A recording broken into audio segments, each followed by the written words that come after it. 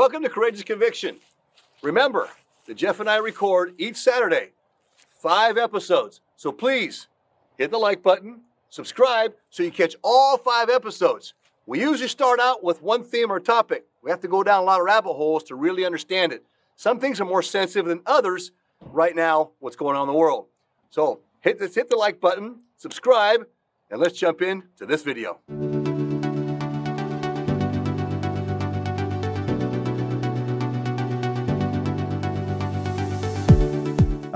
Saddam Hussein, who's a bad guy, a bad actor, but there's a bunch of bad actors in the world. Why are we going after him when we should be going after the culprit of 9/11? So I never understood that. So I was upset, and this is like 2004 by this time. I had been very outspoken and vocal. I'm like, you know what? I have always said that if you can't handle your country, then leave, and so I did, and that whole idea of leaving was because Costa Rica had no military. It had socialized medicine. It had all these socialistic things that I had been buying into that I thought was the remedy for all this other BS that was going on with our country. No, I'm not an advocate for Bush, but I went too far the other way. So when I went down to Costa Rica and lived there for almost a decade, and had a business and started going through all that, when I found myself needing a hernia operation, for example, I paid for that one. Why? Because, my buddy who was a doctor is like, he's looking at this, hernia, and he's like, dude, when are you scheduled to see a doctor? I'm like, well, it'll be sometime in March or April. And this was December, the year before. He's like, you're not going to make it.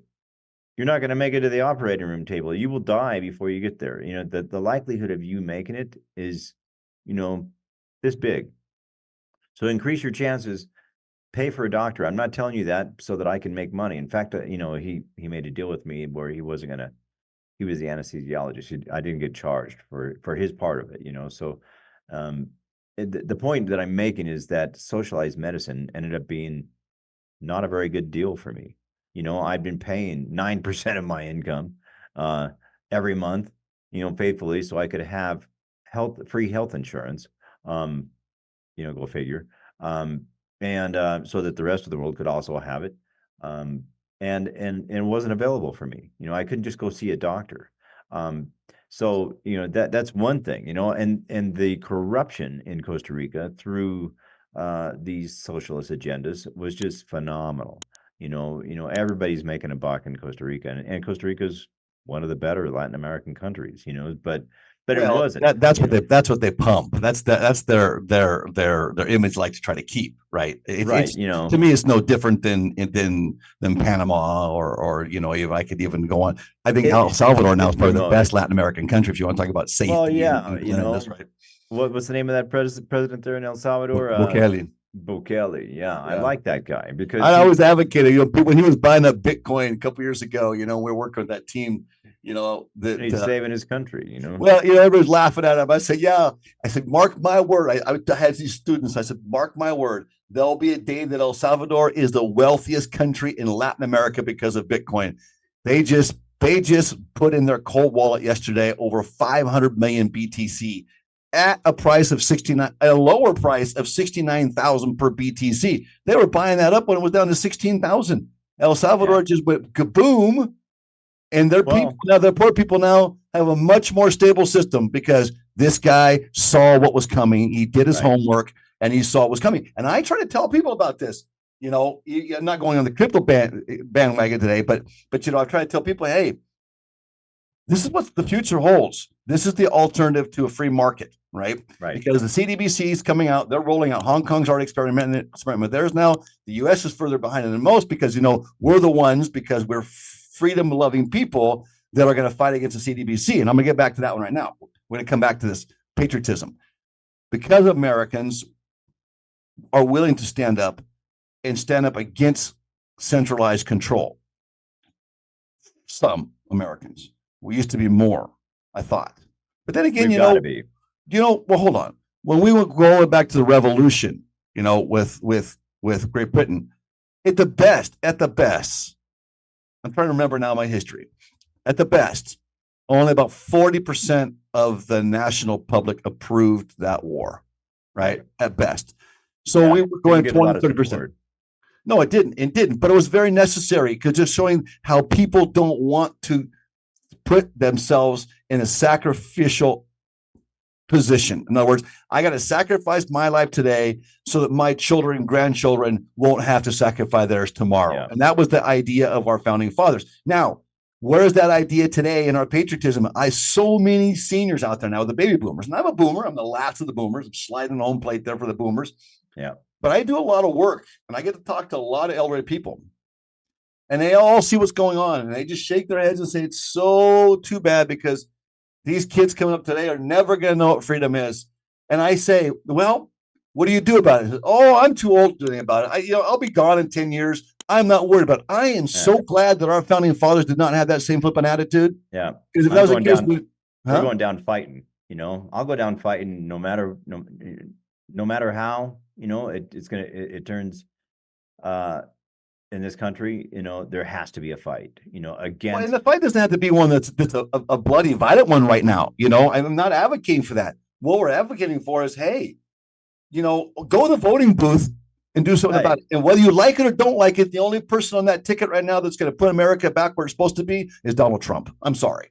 Joe Biden's not going to do it. This whole idea of riding with Biden, it's like, why you don't make a decision because you're just going to ride with your political party. You need to riding on a dirty diaper, maybe. Well, look at what he's allowing an invasion to take place right now. Well, and he allowed our currency to go down. He is the problem.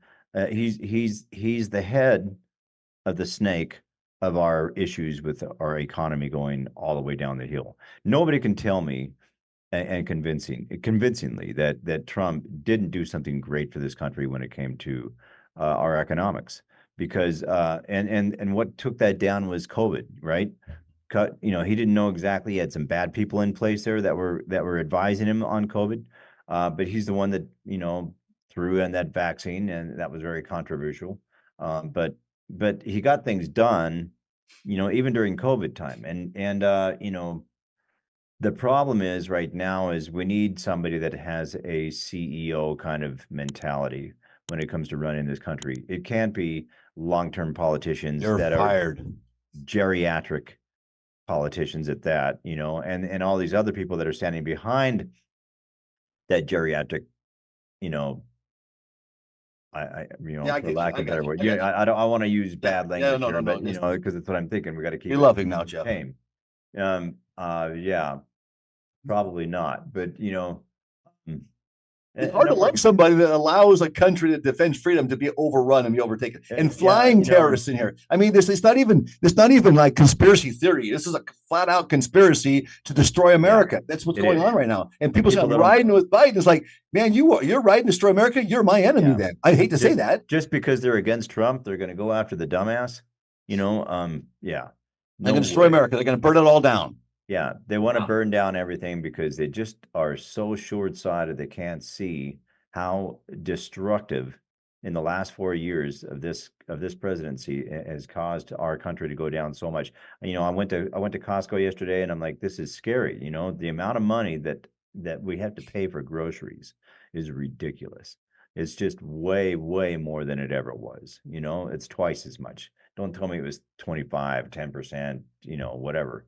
It's not. It's a lot more. The index we use now, right? I make more money than I've ever made right now, and I can't get that whole savings thing going. It's wrong. I'm going to introduce you to the crypto world, Jeff. So we'll talk about that off air. Well, some of my crypto went up. Some. Dude, we had a good week this week, man. Really good. I don't have I don't have enough invested right now. Not to go down the rabbit hole. Yeah, but look, I guess got to tell you this though. My team, right? We have a team that I see. I'm their crypto consultant, right? So I consult them on all the moves and so forth. This team that is down in Latin America, and there was. When I was in Greece a year ago, there was a meme coin that came out. It was about a frog, right? Pepe, it's called. Yeah, I got that one. That's the one that went up this week. Yeah, it's one of the ones that went up. Yeah, Pepe's one of the ones that went up. Now, We had bought that a year ago, Jeff. Just put $300 in there when I was in Greece. I told her, say, hey, I think you should just buy this and sit on it, because I think it'll go to the moon one more time. Yeah, I had $100. It went 500 now or something like that. Yeah, well, we had 300 in there, and from the price point we bought it at, we would have had. Oh man, what we bought it at? I don't remember where we would have made. I think around $20,000. Yeah. But here's the thing. Here's what happened. Uh-oh. The girl, the accountant, the crypto accountant for this team, sent me a message and said, Pepe's broke even. Dump it. Should we get out? Well, it was right when the market started pumping back up again, right? So even I wasn't even expecting this to take place. I knew it was coming because the EFTs were already approved on, with the SEC in the United States. They were approved in Hong Kong. They're approved in the EU. So I knew that these Bitcoin ETFs were going to be rolling out, and that banks and financial institutions would start buying up Bitcoin. But yet that heard it was already priced in. They already had it anyway. Just when it was not even legal, they were still using it, right? And it was just the case. But now what's happening is your banking institutions like Bank of America, Wells Fargo, they're buying up Bitcoin now too. And so it's going to roll out all year long. So that changed crypto completely. We're talking about, look, it's all going to, the Panther's all going to collapse, et cetera, et cetera, et cetera. It's not going anywhere now. It is now established and it's here. So, and I don't want to go down the. Is it going to go over 70? Oh, it's going to hit. Well, it's probably going to hit 100 by the end of this year, if not more. Some are saying 200 now. Yeah. That I sold last year at 16 because things are just financially, we're not first, coming back and putting the business together. Yeah, so did I dumped a lot of my BTC last year. Well, I shouldn't say mine. I say mine, but it's the teams down there, right? I'm just their crypto consultant is all, but we've been together for so long. Point being, that's the defense of free market economy. So that's what we're coming back to, is the whole idea of patriotism. And this what Gloria Alvarez was saying, Jeff, on communism. Costa Rica, for example, people don't realize just how communist Costa Rica actually is, how socialist it is. It's terrible. And I was a CEO down there, so I dealt a lot with government.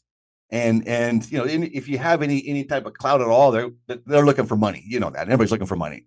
And so I dealt a lot with government, saw the corruption firsthand, and saw the deception. And people go down to Costa Rica all the time, and they think it's a beautiful place. It is a beautiful country, but the politics there are horrible. And you have the same ideology, same mindset as you do as in Latin America, there too, right? Now, that doesn't mean you're not going to find good people. I'm not going to say that at all. I thank you for being with us on Courageous Conviction. Remember, there's 5 episodes each week that we put out.